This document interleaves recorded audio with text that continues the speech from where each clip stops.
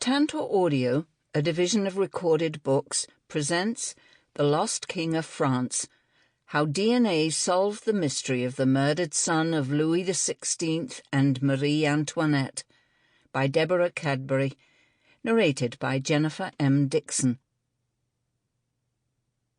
Introduction. The Heart of Stone. At certain revolutions all the damned are brought and feel by turns the bitter change of fierce extremes.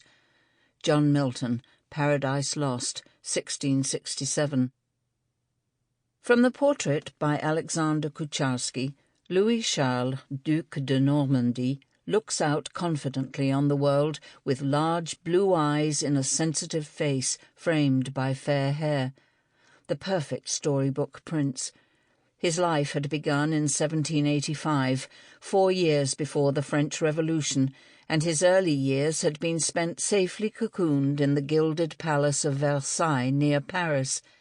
At the age of 4, on the death of his older brother, he had become the royal heir, the dauphin, in whose small frame was centred all the hopes of the continuing Bourbon dynasty that had sat on the French throne since the 16th century. With his good looks and sunny nature, he was a much-loved child, Marie Antoinette's treasured little chou d'amour. However, this charmed childhood, played out in the elegantly ornamental but closeted walkways of Versailles, led only to a life of mounting terror, as he was, all too soon, encompassed by the fierce extremes of the Revolution.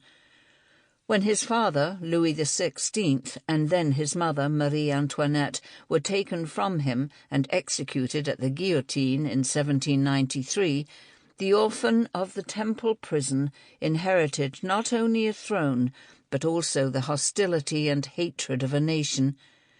Confused and terrified by events, the wolf cub, or son of a tyrant, as he was now known, was isolated in solitary confinement, taught to forget his royal past and punished for the errors and extravagances of his ancestors. Forbidden to see his older sister, Marie-Thérèse, the only other surviving member of his immediate family, the boy king became the victim of brutal physical and emotional abuse in his filthy, rat-infested cell. He was thought to have died in the Temple prison in Paris at the age of 10, unrecognizable as the royal prince, his body covered with scabies and ulcers. In 1795, when leaders of the French Revolution announced his death, rumours immediately began to circulate that he was still alive. Many were convinced that he had been spirited out of the prison by royalist supporters and had escaped to safety abroad, ready to reclaim the throne. After all, there was no tomb to mark his official burial site. His death certificate, drawn up by revolutionary officials, was widely believed to be a forgery. One official's wife even admitted that she had helped to smuggle him from the prison in a laundry basket, leaving a dying substitute child in his place.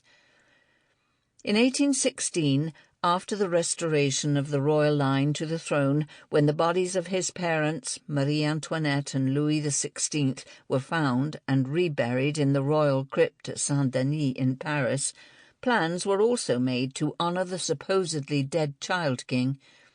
A tomb was designed, the inscription for it was even composed, "To the memory of Louis XVII, who, after having seen his beloved parents removed by a death which sorrow shrinks from recalling, and having drained to the dregs the cup of suffering, was, while still young and but on the threshold of life, cut down by death. He died on the 8th of June, 1795, aged 10 years, 11 months, and 12 days. However, when his body could not be found, the official plans were scrapped and his burial place was never built. The following year, a communal grave in the ossuary of the royal crypt was constructed to receive the bones of all the French kings and queens, Bourbons, Capetians, Orleans, and others, who had been flung from their grand tombs into paupers' graves during the Terror at the height of the Revolution. But the uncrowned king was not among them. Without a body, no one could be completely sure that Louis Charles was dead. As in a fairy tale, after the Revolution, the young prince sprang to life. He was sighted in Brittany, Normandy, Alsace, and in the Auvergne. Was he the charming and dignified Jean-Marie Hervagault, who held court so convincingly and attracted a large and faithful following, intent on seeing him attain the throne? Could he have been the rough diamond Charles de Navarre, generous-natured, confident, whose love of parties usually ended in drunken bad manners, accounts of which tallied so neatly with the brutalizing treatment meted out to the son of Capet in prison? Navarre was popular and resourceful, and promised to reduce the price of bread as well as taxes, and be in every way like the illustrious Henry IV, the first Bourbon king, a father to his people. Or was Louis Charles the suave and smooth-talking Baron de Richemont, who could tell of his childhood in Versailles and the Temple prison in compelling detail, and whose epitaph Inglese in France acknowledged him as Louis Charles of France, son of Louis XVI and of Marie Antoinette? Over the years, more than 100 young dauphins stepped forward to claim their inheritance, the constant uncertainty adding to the anguish of Marie-Thérèse, the lost king's sister, who thought her brother was dead. Many an adventurer or vagrant suddenly recalled their blue-blooded descent, and potential princes hopefully presented themselves at the gates of the Palace of the Tuileries in Paris.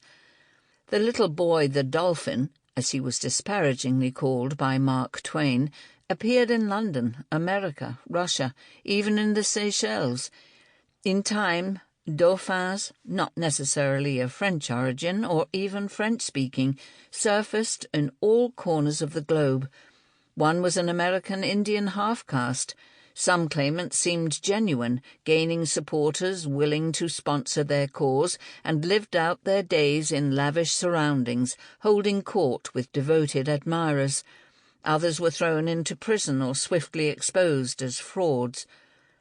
To the astonishment of Europe, nearly 40 years after the official death of Louis Charles, a certain Prussian, Karl Wilhelm Naundorff, returned to France and announced that he was the lost king and wished to claim the throne on the restoration of the monarchy.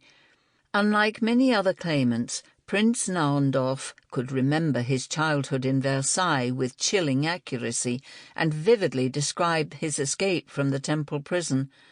A succession of former courtiers at Versailles, even the Dauphin's governess and nursemaid, joyfully confirmed he was telling the truth and begged his sister to acknowledge him. Yet she refused to meet him.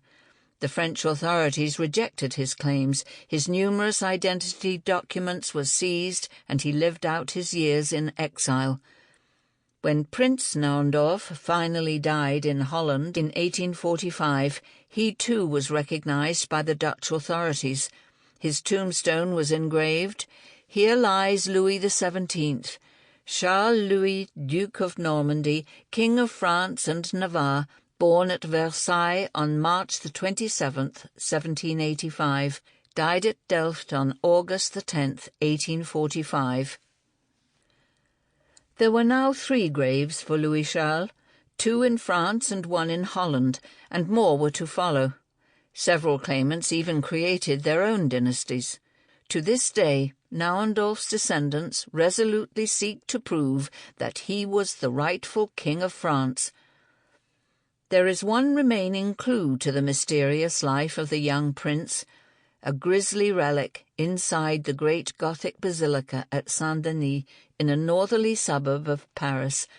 By the high altar, almost hidden by the tall pillars, there is a dark passageway leading down to an even darker underground world, the City of the Dead. Stretching almost the entire length of the basilica is the vast crypt with vaulted ceiling and thick shadowy arches where by tradition the kings and queens of France now rest.